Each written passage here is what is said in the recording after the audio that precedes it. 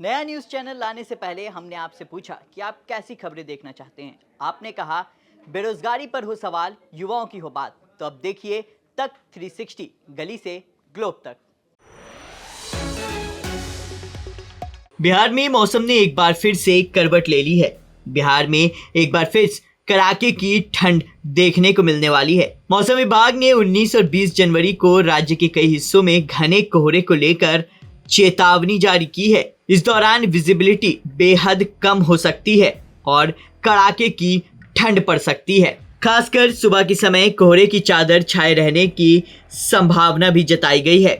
वहीं अगले 48 घंटे के लिए जिन इलाकों में येलो अलर्ट जारी किया गया है वो इलाके हैं सीतामढ़ी, शिवहर, मुजफ्फरपुर, वैशाली, समस्तीपुर, दरभंगा, मधुबनी, सुपौल, मधेपुरा, सहरसा, कटिहार, पूर्णिया, किशनगंज, अररिया।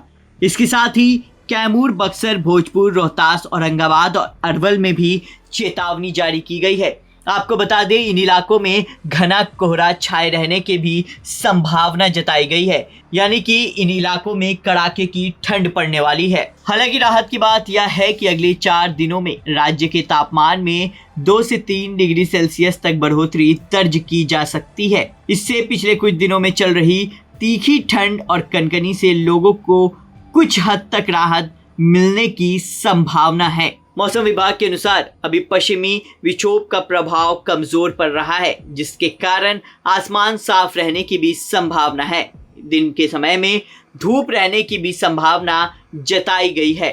अगर हम राजधानी पटना की बात करें तो आज राजधानी पटना में अधिकतम तापमान 23 डिग्री सेल्सियस तो सबसे कम न्यूनतम तापमान 10 डिग्री सेल्सियस रहने की संभावना जताई गई है। वहीं सुबह के समय में घना कोहरा छाए रहने की संभावना है। हालांकि बाद में दिन के समय मौसम साफ रहने की संभावना जताई गई है। इसके साथ ही अगर हम 20 जनवरी की बात करें तो 20 जनवरी के दिन भी कई इलाकों में येलो अलर्ट जारी किया गया है, यानी कि चेतावनी दी गई है।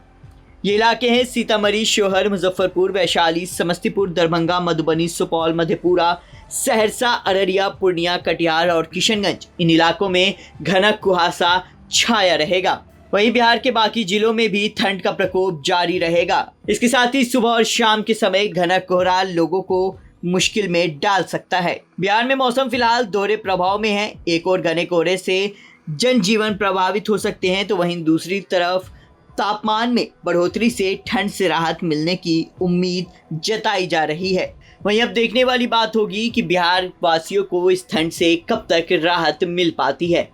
ब्यूरो रिपोर्ट, बिहार तक।